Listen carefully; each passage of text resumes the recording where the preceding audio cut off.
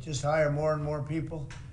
You look at Department of Education, it seems like so many buildings I ride by, it says Department of Education. They're all over the place.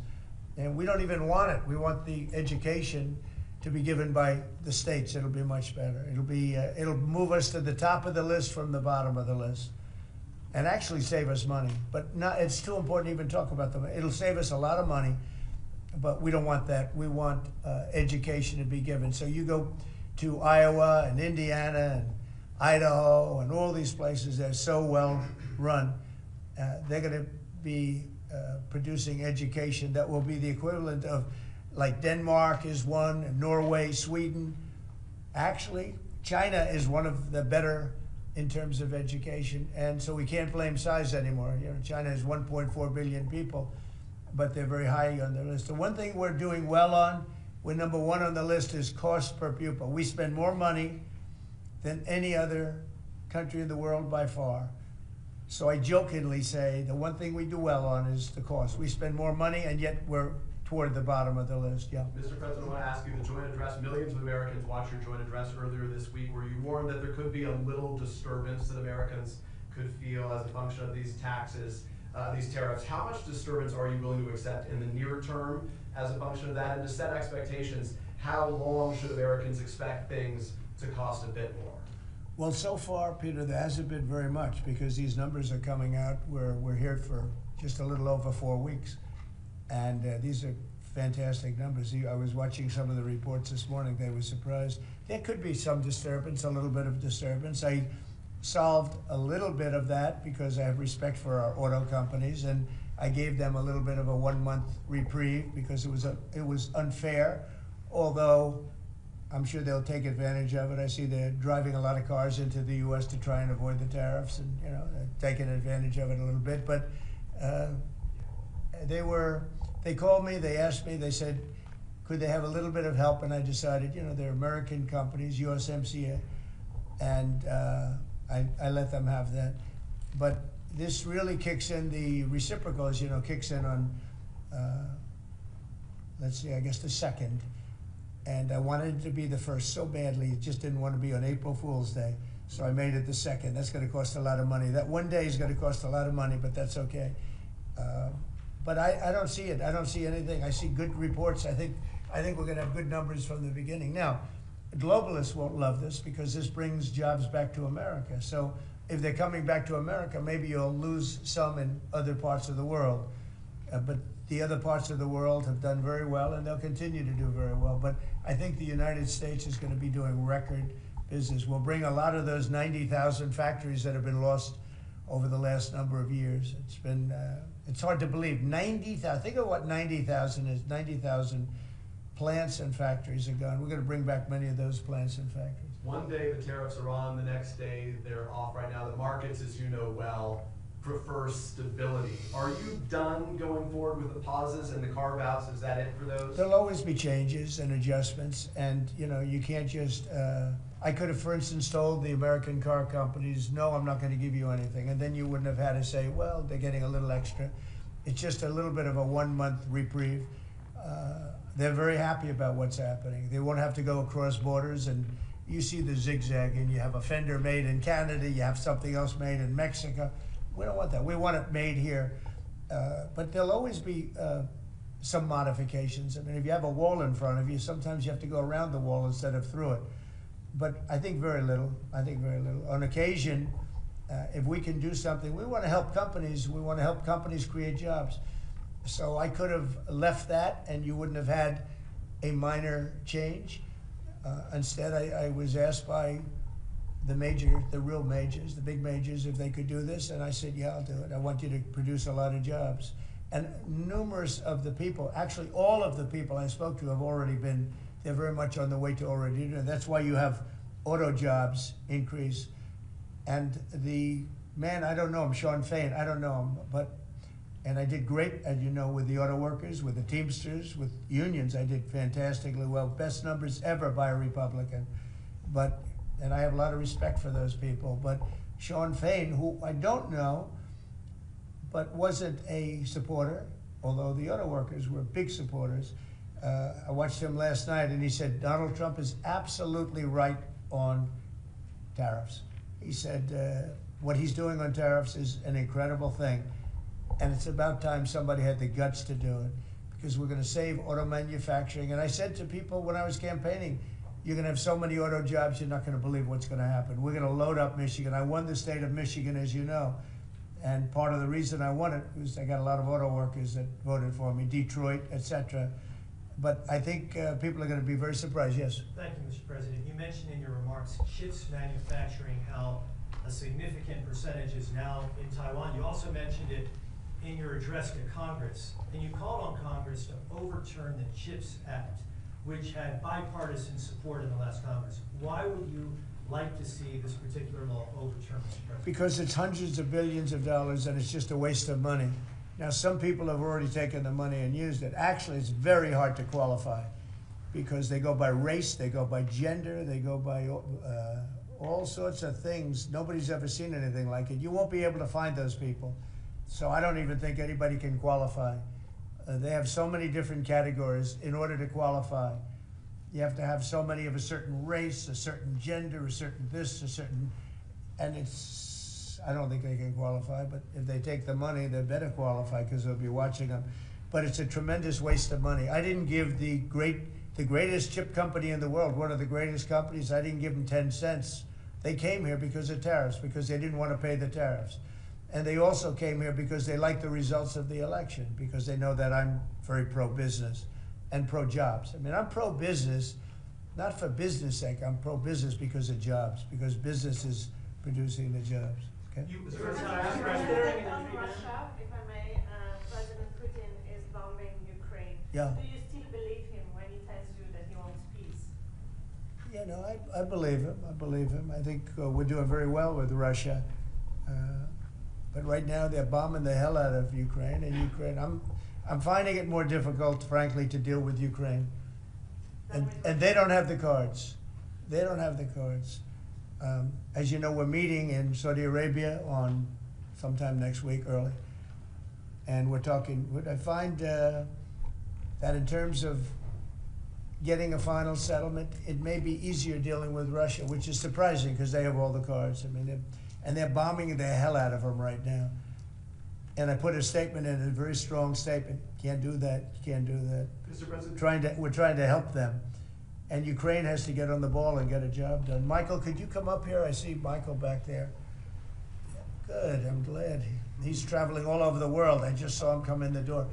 Could you give a little definition of what's going on, please? Sure. Well, the president has been crystal clear, and he's been clear to all sides. The fighting has to stop. Both sides need to get to the table. We had a good engagement.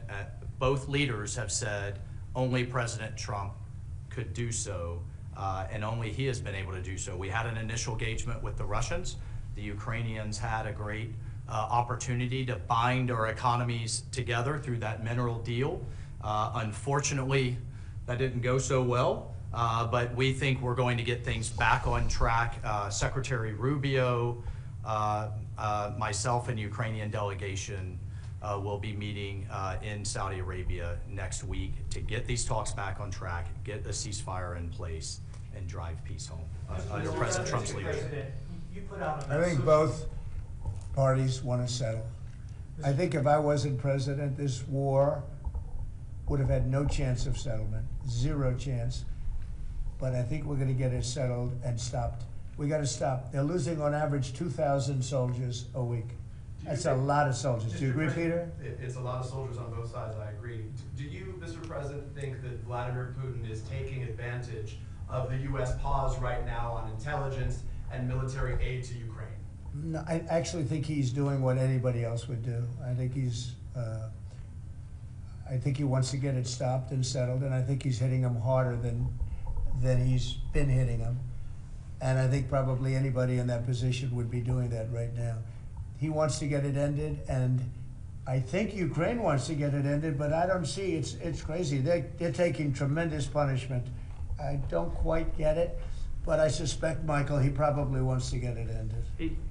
He does, Mr. President. The Russians are taking incredible losses on the front. As the president has said, this is a meat grinder of people, of material, of national treasure, and no one else has any solutions except to let this war continue forever. But I'll add, the president has had multiple conversations and a visit from President Macron of France, Prime Minister Starmer of the United Kingdom. We have the NATO Secretary General coming next week. We have this meeting with the Ukrainians. We've had it with the Russians. All of this in the president's first month in his leadership. We will engage in the shuttle diplomacy, and we will continue to use his leadership and what leverage we have to get both sides of the peace table. It's not going to be easy, but President Trump. This war should have never happened. It would have never happened if I were president, but it did happen. So a lot of other things shouldn't have happened too. We shouldn't have 21 million people pouring into our country through open borders, many of whom are criminals, very bad criminals, including murderers, thousands of murderers. Many killed, far more than one person, and they're roaming our streets. But Tom Holman and Kristi Noem are doing an incredible job, and we're getting them out of here. And we'll get them out. We'll get them all out. But all these things shouldn't have happened. We shouldn't have inflation. We shouldn't have had this horrible inflation where the prices have gone up. Look at eggs. So we're doing a good job. We're doing a good Mr. job. President, in regards to the pause on military assistance to Ukraine, you put out on your social media post today that Russia is pounding Ukraine. That's right. Why not provide Ukraine with air defenses? And what happens, Mr. President, when Ukraine runs out of Well, because Patriot missile yeah, batteries? good question. Because I have to know that they want to settle. I don't know that they want to settle. If they don't want to settle, we're out of there because we want them to settle. And I'm doing it to stop death, more important than anything else. Secondarily, way down the line is the money. So we're in for $350 billion and Europe is in for $100 billion. They should be in for the same or more than us. And, you know, I watched over the last week or so what's going on in Europe. This thing could end up in World War III if we don't get it settled. This could really end up in a World War III. We got to get it settled. So on Iran, how confident are you that the Iranians will negotiate with you? And is Israel on board with this outreach? Yeah, I saw the hostages the other day. They came in, people that were not young and some older, much older. And they gave, it was hard for them to do it actually. They gave statements as to what happened. I was asking, what happened?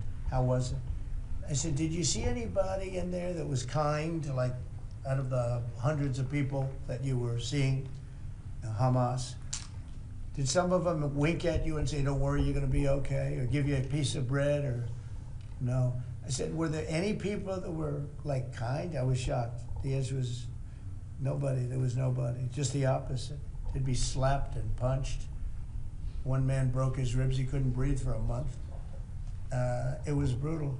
I was so surprised. Could you think there'd be a couple of people that would be kind, that would say, you're going to be okay, but they had none of that. It's pretty amazing. Brian? Thank you, President. He's a kind person. Well, according to the Although not to Zelensky he wasn't. Well, you know what, that's another But to Trump he's conversation. been good. Yeah. Go ahead, Brian. Nice tie, by the way. Thank you. We, Thank you. I coordinated. like yours too. Two questions. One on peace. Why don't you think any other European countries are offering a peace deal? It seems like no one's come to the table for peace except for you. Yeah. It's a very good question. Sometimes questions aren't answerable. They're in a very unusual position. They don't know how to end the war. I think I do know how to end the war. Despite the Russia hoax, I've always had a good relationship with Putin. And, you know, he wants to end the war. He wants to end it. And I think he's going to be more generous than he has to be. And that's pretty good. That means a lot of good things. Because frankly, you could have made a great deal if this war never started, you could have made a great deal. I don't know that anything would have had to be given up. This was not a war that was going to start, Brian. And it didn't start. For 4 years, somebody said, well, how do we know that? Well, for 4 years, it didn't start. I used to speak to Vladimir about it. I used to speak to him about it at length. It was the apple of his eye, but there was no way he was going in. And he knew, there were going to be consequences. But it did start. I mean, think of what happened. Inflation, You have the war with Ukraine and Russia, that wouldn't have happened. October 7th would have never happened. Israel, they had no money, Iran had no money. Iran was stone cold broke, and now they have a lot of money. And that's going to be the next thing you'll be talking about is Iran. What's going to happen with Iran? And there'll be some interesting days ahead. That's all I can tell you. You know, we're down to final strokes with Iran. That's going to be an interesting time. And we'll see what happens. But we're down to the final moments. We're at final moments. Can't let them have a nuclear weapon. I think that I would have had a deal within 1 month after the rigged election of 2020. They were all set to make a deal. And then when I lost, they saw this person who's a stupid person, very stupid person. And they said, let's not make a deal. And they were right. He took the sanctions off. They became rich under Biden. They went from having no money to having $300 billion. All in a short period. It's oil. Oil builds up fast. It's a nice living if you have a nice oil well. And they do. They have a lot of nice oil wells, right? So anyway, it's going to be a big thing. It's an interesting time in the history of the world, but we have a situation with Iran that something's going to happen very soon, very, very soon. You'll be talking about that pretty soon, I guess, and hopefully we can have a peace deal. You know, I'm not speaking out of strength or weakness. I'm just saying I'd rather see a peace deal than the other, but the other will solve the problem. Mr. President, your allies are calling on you to pardon Derek Chauvin. Are you considering pardoning Derek Chauvin? No, I haven't even heard about it. No. Mr. President, on peace. I haven't heard that. In the first term, you may recall, I broke the news that you were nominated for the Nobel Peace Prize. And the reason for that was the work that you led on the Abraham Accords. I spoke yesterday with the member of parliament, the Norwegian parliament, that nominated you. And he said, what the Nobel Committee is looking for from you, Mr. President, is security guarantees for Ukraine. Is that a possibility, Mr. President? So, before I even think about that, I want to settle the war, get it finished. Because if I'm not here, nobody's going to settle it. And President Macron has said that, and everybody said that, the prime ministers and presidents. We're pushing very hard. That's all I'm thinking about now. As far as the question about security later, that's the easy part. The hard part is getting it settled. We got to get them.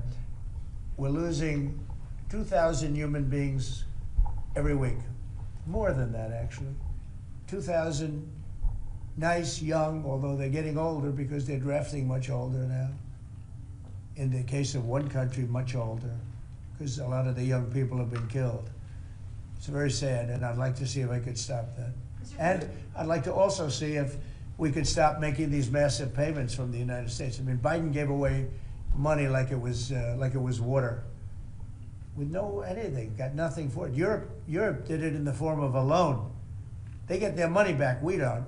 So that's how we came up with the rare earth deal. But we started, you know, behind the 8 ball. He could have gone to Europe. He could have said, come on, you got to put up money with us. You got to put up money with us. But he never did that. They just kept handing money out because he was grossly incompetent. All right, thank you very much, everybody. Thank you. On the crypto side. Thank you very much. Thank you, Mr. President. Thank you.